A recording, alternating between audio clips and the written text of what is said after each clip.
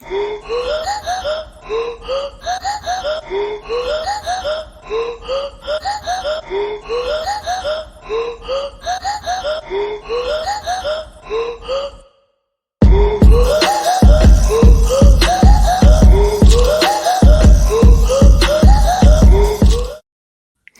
is up, everybody? Welcome into the very first team-specific breakdown here at The Cut on our YouTube channel. A little bit of background behind why I am doing this. I was supposed to write some articles, and I don't want to. And so I decided I would talk through the AFC South teams and kind of give you a video breakdown of what I would have put in those articles. So you should be seeing this for the rest of the AFC South, and I think I'll probably do one for the Chicago Bears because I wrote that team preview for us over on thecutffb.com. Our contributors over there have been just pumping out article after article for these team-specific things, but I wanted to do something different, and I'm just not going to write those. So we'll see if you guys like these. Let me know, because I'll kind of incorporate these into, my preseason schedule if you guys do like it. So please make sure you let me know. Make sure you guys subscribe to the YouTube, because this is going to be exclusively on YouTube. So before we get into what I think the Jacksonville Jaguars will do in 2021, it is important to know the context of 2020. And so we've got a few graphics here for you, but I don't have one for this. 2020 was not good. It was not a good season for the Jacksonville Jaguars. They faced a lot of injuries. You could tell that the team had very, very much so quit very, very early on. I would say by week 4, 5, 6, you could tell that those players were not playing hard, and they didn't care to win. And so you return quite a few of the same players, but there is an influx of talent on especially the defensive side of the ball, which we will get into. I think the outlook is bright, and as much as we'll talk about Urban Meyer as well, as much as I don't believe that Urban Meyer is the answer for them at head coach, I do think that there's too much talent on this team for them to fail the way they failed in 2020. So if you're a Jaguars fan, you don't have to hate me this time. I know you hated our podcast last year when we were talking through what the team needed. But yeah, I actually feel pretty optimistic about the Jacksonville Jaguars. So let's get right into it. Projected starting offense. So obviously we're going to project that Trevor Lawrence is going to play. I talked about Urban Meyer. He keeps playing coy right now with Gardner Minshew. I don't think that he will actually do that. I don't think that he will sit Trevor Lawrence for Gardner Minshew. Across the line, you've got Cam Robinson, Andrew Norwell, Brandon Linder, AJ Kahn, and Jawan Taylor. Not a great group, but a consistent group from last year. So their run blocking and pass blocking grades from PFF, very, very mediocre, actually close to the bottom of the league. Their adjusted sack rate was also not very good. Interestingly enough, it did fall on mostly the tackles, but the quarterback play obviously didn't help them last year either, with a large majority of the season going to players like Jake Luton. So, and then obviously we've got DJ Chark starting as the starting X receiver. And then you've got Marvin Jones in the Z and Chenault in the slot. I do believe that Chenault will be out there in 2 wide sets when they do bring a tight end on, or a couple tight ends on and take off a running back. But I think that where Chenault is going to be best utilized is out of the slot. As you can see, all 3 of the starting wide receivers now had positive PFF grades. And the DVOA numbers aren't great for all of them, specifically Chark. Chark had a rough year via DVOA, but they have a talented wide receiver room. And then after this, you've got kind of a litany of guys that you think could contribute, with Colin Johnson being a nice little deep threat. And I think he'd fill in for DJ Chark pretty well. So there's reason for optimism on that side of things. Now, the running backs, the reason I put 2 running backs on this screen is because I think that they are going to run a lot of sets with two running backs on the field. I think we're going to see some 20 personnel, and it would be smart. ETN can split out wide. You can run him in motion. You can get him in space while you can still have James Robinson being kind of that workhorse type of back. We'll get to the fantasy implications for this team here in a little bit, so I don't want to go too in depth with my projections for these two, but I will say that I have them. If there was no third running back, they would be a dead even 50-50 split in terms of touches. So what that means, again, we'll get to that here in a bit, but this offense is pretty good. Obviously, their offense DVOA that you can see down in the left-hand corner, not good in 2020. They were negative 12.6. A negative DVOA on offense is bad. A negative DVOA on defense is good. So obviously, as you're looking at those numbers, you can see their defense DVOA was also bad, 15.2%. Only one other team was worse than them, and then same with their overall DVOA. It was not great. They did not have a great 2020, and that's why they picked first overall and got Trevor Lawrence. Let's move on to the defense. So they're lining up a ton of new guys, and none of them are really all that good. You've got Shaq Griffin playing corner. Sidney Jones is still there. He's probably their best corner at this point, and neither of them are very good. Rayshon Jenkins is coming over from the Los Angeles Chargers. I think he actually is an upgrade in that safety room, but they don't have a ton there. They drafted Andre Sisco. I think he will rotate in quite a bit. Their linebacker room, outside of Miles Jack, not good at all. And then their defensive line is just, you've got two promising edge rushers in Josh Allen and Caleb on Chasen, but you're not feeling great about this defense. It's going to take some time to gel. They are a 3-4 team.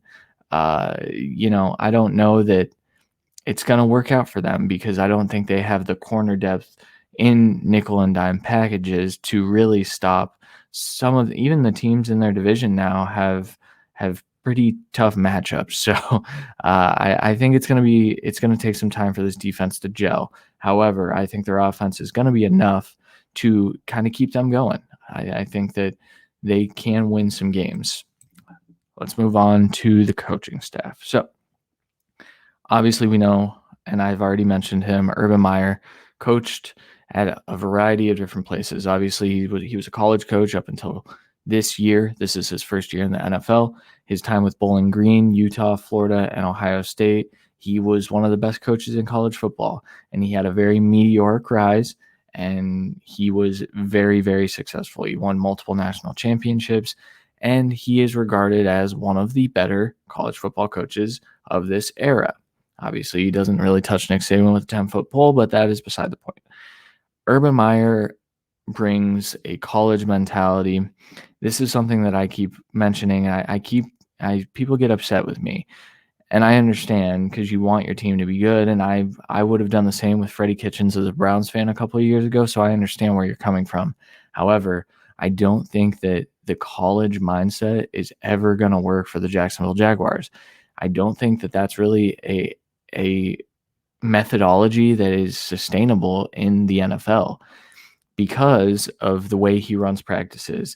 And we've already seen that veteran offensive linemen and veteran players are kind of pushing back on some of the things that he's requiring them to do. I think a lot of that comes with the entitlement and changing a culture, but I also think that there's a way to do it. And I will say I am more pessimistic than optimistic that Urban Meyer will be able to get that done. But again, one of the best coaches in college football, even if he ran some shady programs, he should be regarded as he is as one of the best. So maybe that translates. Maybe I'm off base, and I hope so for Jags fans. I really do. I hope that he works out and he coaches there for 10 years. As you can see with his track record, that's not going to happen. It's probably going to be a 5-year thing, but we'll see how it goes. Now, Urban Meyer is not the only new coach there, obviously. So Darrell Bevell, he brought with him. He's his offensive coordinator now, and he's been an offensive coordinator in the NFL since 2003. In studying some of Darrell Bevell's old offenses, I noticed a lot of shotgun, a lot of RPO, and he likes to incorporate college concepts. Not all of his offenses did that, because he is someone who says personnel dictates scheme, and I'm going to build my scheme around the personnel that I have. But the reason I bring up the heavy RPO and the college concepts is because that's what they're going to run. And that is what Trevor Lawrence ran at Clemson. And now you've got Travis Etienne, who's very, very familiar with those types of systems. Laviska Shenault feasts in that. And DJ Chark actually profiles as one of the X receivers that Trevor Lawrence would have really liked. And so I think that if this offense is going to work, it's because Darrell Bevell is able to create an offense that has creativity, that has motion, that kind of incorporates some of the things that Trevor Lawrence is comfortable with. Because of course, the number one thing that you need to do when you're dealing with a rookie quarterback is make them comfortable. And so I think a lot of the college concepts are going to simplify things for Trevor Lawrence. I've written a few articles about how Trevor Lawrence did not scan the field very well. He really didn't. He didn't have to. The Clemson offense was a cheat code. It was not something that Trevor Lawrence really had to do. And I think if you start to ask him to do that, it's gonna be a little more rough than people want it to be. And so you saw it in their first preseason game, and they do play tonight by the time this video drops. I think you're going to see a lot of shortening up the field, half field reads. And I think that's a product of Darrell Bevell and what he wants to do with this offense. So I think it's a good thing. I think that will be the reason that this offense works. Over on defense, Joe Cullen. He's coached at the collegiate level or higher since 1990. For reference, I was not born when he started coaching. I was born in 1994. So he's been coaching for a very, very long time, yet this is his first defensive coordinator role. He was very, very highly regarded. He he basically has been a defensive line coach for a very long time, and most recently with the Baltimore Ravens. He's going to need to put a lot of work into this defense, especially because the focus was good defensive lines, and they kind of brought in some guys that they feel like will be impact players. But, Davon Hamilton is really the only guy that I like. And if you saw on the projected starting defense graphic, he was one of the worst graded guys in terms of PFF. Granted, the Jaguars were in tough spots a lot in 2020. I think that you're going to see a little bit of growth out of that defensive line, especially those edge rushers too. But Cullen has his work cut out for him, and you kind of feel for the guy, especially when your first defensive coordinator role comes with this kind of lack of talent. I think things are set up for him to fail, but we'll see how it goes. I think he might stick around for more than just this year, because I think this regime is going to have a little bit of patience with the Jacksonville Jaguars and what happens in 2021. Some key additions. So we've already talked about a few of these guys, but obviously Trevor Lawrence, Travis Etienne, Marvin Jones Jr. Are the three offensive stalwarts that are going to be incredibly important to the success of this football team. Those three specifically. Marvin Jones, I mean, they're going to move him around as well. It seems like the beat reporters think that Marvin Jones is going to be the best receiver for this team. And he should be. He's been in the league for a really long time. But DJ Chark has all the talent in the world, and Laviska Shenault's been tearing up camp. So really what you see is three really good wide receivers, and a lot of, like, my good buddy Jeff, at For Whom J Bell Tolls, likes to joke that Travis Etienne is actually the wide receiver one for this team, and it's not even out of question that Travis Etienne will get a ton of targets. So after that, you've got Shaq Griffin, Tyson Campbell, Rayshon Jenkins, Andre Sisco, and Jay Tufele. I think Jay Tufele is going to get on the field a little bit this year. I think Andre Sisco is going to get on the field a bit this year. And I do think Tyson Campbell will work in. CJ Henderson seems to be a lost cause. And so drafting Tyson Campbell in the second round was kind of head scratching when they did just draft CJ Henderson top 10. However, there seems to be something going on there, and it doesn't seem like he's going to be on the team. There have been reports that they're trying to trade him and shop him around, but I wouldn't be shocked if they just cut him. I don't think he's been at practice for a while now. And so Tyson Campbell is going to get on the field quite a bit. I think they're going to rotate these corners in. They've got to get them some experience. Rookie corners don't normally perform well, so I wouldn't have high expectations there. Tufele, he's a strong strong-handed defensive lineman. I think he will work his way onto the field because, again, the guys that they brought in, I mean, I'm sure they think that it's going to go well. I do not. So those are some of the key additions. Let's walk into their fantasy football outlook. So I obviously, if you guys have followed my work for a little while, I don't really ride with consensus. I do think for myself a little bit, and I do my own projections every year. And so what I'm going to bring you here is my own projections. And so fantasy relevant players, these 6 guys I think are the only ones that you're going to want to touch in your fantasy football leagues. You got Trevor Lawrence. I've got him at QB 22 in points per game at 16.8. In overall points, I think he'd be 20 or 21. Points per game is kind of what I'm going to go by here because I do think that is a good way to gauge what kind of performances you're getting from that player. Their wide receiver 1 is also highlighted here, and that is DJ Chark. I have DJ Chark at wide receiver 19 at 15.6 points per game. I think he's going to be Trevor's favorite target, and I think that the Jaguars really want that to happen. He's bulked up. Obviously, he's battling the finger injury right now, but he was seen at practice. I don't think he's catching footballs yet, but it looks like he will be ready for that week 1 matchup, which we will talk about as well here in a second. Outside of that, you've got Travis Etienne, who I have at RB 30 at 11.6 points per game. A lot of that rides on his pass catching work. I have him projected for 67 targets, 49 completions or receptions, and 370 yards with 3 receiving touchdowns. I also have 812 yards for him on the ground on 166 carries. I have him being a very, very productive rookie running back, and 3 touchdowns as well. Walking back to Trevor Lawrence, I guess I'll give some stat projections. I'm sorry. So Trevor Lawrence, I think he's going to throw about 600 times. I think he's going to complete about 65% of his passes, 4,000 yards, 31 passing touchdowns, 11 interceptions. Just an outstanding rookie year. Obviously, you would projecting 4,000 yards sounds crazy, but when you think about the extra game, it's really not that crazy this year. So keep that in mind. I do have him snagging a couple rushing touchdowns, which also would limit the running backs. So, and then DJ Chark's line, 133 targets, 85 receptions, 1,100 yards, and 9 touchdowns. I think that's going to be kind of what they want him to be, and I think he will fulfill that. James Robinson, number 30 here, RB 36 in my rankings and 9.6 points per game. I have, like I said, a 100% 50-50 split if Carlos Hyde wasn't a thing. Unfortunately, Carlos Hyde is a thing. I think he gets a few touches here and there. And so I can't say for sure that James Robinson and Travis Etienne are at a 50-50 split, but I'll say they're at like a 48-48 split. And I have James Robinson actually out carrying Travis Etienne. I have him getting a little less yardage because I don't think that he is as explosive with the ball, though he is a very good running back.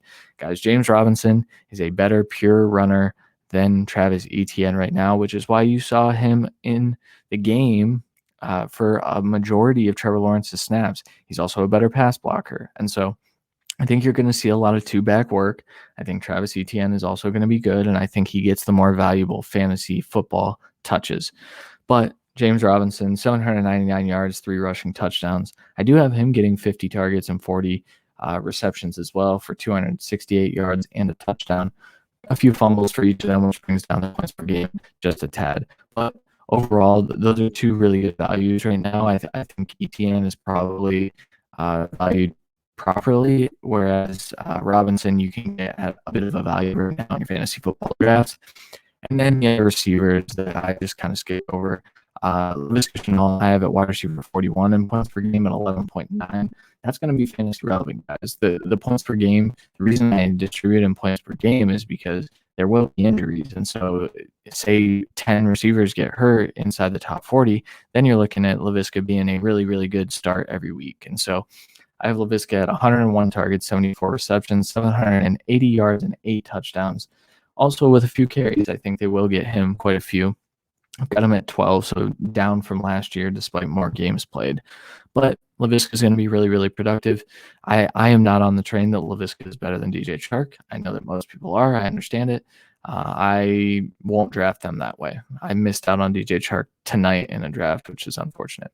And then lastly, Marvin Jones Jr., 9 points per game, wide receiver 61. I think he's going to be a nice little spot flex for you, and I think he's going to be really impactful in daily fantasy and DFS. So that's kind of the fantasy outlook. I don't see a tight end being relevant. I don't really see anyone else being super relevant unless both of the running backs go down or some of the receivers go down. So that's kind of the gist of it. Let's talk about the record, because I've kind of insinuated that they're going to struggle on defense, but I do think that they're going to win some games, guys. I have them at 7-10. I know that's crazy. I don't know what their Vegas win line is right now, but these are kind of the games that I picked. So I have them beating the Texans week 1 pretty easily too. I've got some shocking upsets, and I've got them losing some shocking games as well. For example, I could argue that the Bengals shouldn't beat the Jaguars right now, and I do have the Bengals beating them. I've got the Jaguars beating the Seahawks in week 8. I think that's an upset that we could look at. I've got the Jaguars splitting with the Tennessee Titans. There are just a few things that, I think are definites. Like the Bills probably not going to lose to the Jaguars. I don't think the Patriots lose to the Jaguars either. I do have them splitting with the Colts as well. So I do think that the Jacksonville Jaguars are going to be a decent football team this year. 7-10 in the AFC is not going to get you very far because the AFC is loaded at the top. However, that's just sizable improvement. And then you're going to see, is Urban Meyer really that guy, or is it all Trevor Lawrence? I think we're going to find out in 2022, but for 2021, the Jaguars are going to have to ride their offense because that defense is going to cause them issues. That's a main reason why I have all the good offensive teams kind of beaten up on the Jaguars this year. So that'll do it. If you guys have any questions about like why I picked these, now I will say I went through every single game of the NFL season, and I did pick every single game. So I will have all of those available for all of these breakdowns, but it's kind of where I'm at for the Jaguars. I understand that not many people think that they're a 7-win team, but I think they are going to be impressive. So I'm excited to see them play. They do play tonight if you're watching this when it drops. And so I think we're going to see a pretty good game. I'm not sure if the starters are playing. Preseason, remember guys, don't take a ton of stock out of preseason performances. I think you can justify some of them if you see some really, really sticky trends, but there's not a ton that you can take. There's a chance that Trevor Lawrence doesn't play a ton. There's a chance that Gardner Minshew starts. I don't know. I haven't looked up who's starting or whatnot, but that'll do it for the Jacksonville Jaguars. Again, make sure you guys subscribe. This is going to be where all of these drop. I am doing these for sure the AFC South just to see how they play out. And again, make sure you drop a like. If you guys like these, make sure you share them. I want to make sure I'm putting out content that people want to see. So again, if you guys have any questions, I am at C Williams NFL on Twitter. You can find me there. You can find all of our work at the Cut FFB. And other than that, I'll talk to you guys next time.